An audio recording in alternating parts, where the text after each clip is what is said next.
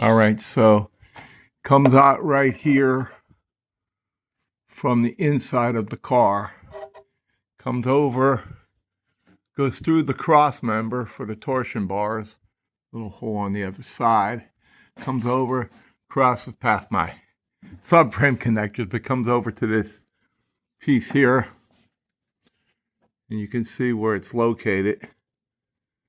Okay, comes to this piece, comes over here to this. Okay, and on the other side, you have both cables for each side. 1, 2. And it splits over to the drum on this side, comes over up top here, and of course over to the other side. That's basically the routing I'm going to take some pictures to.